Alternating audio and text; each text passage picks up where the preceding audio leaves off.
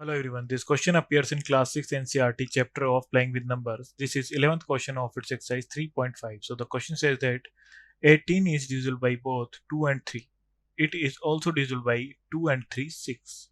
Similarly, a number is divisible by both 4 and 6. We can say that a number must also be divisible by 4 and 6, 24. If not, give an example to justify your answer.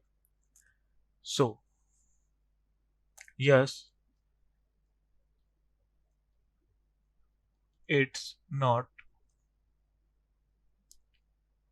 divisible by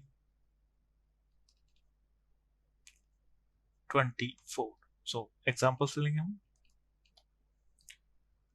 24 and 36. It is divisible by 4 and 6 but not divisible by,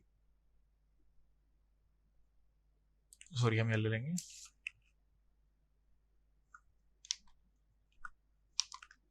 12 and 36. So 12 is divisible by 4 and 6 but not divisible by 24.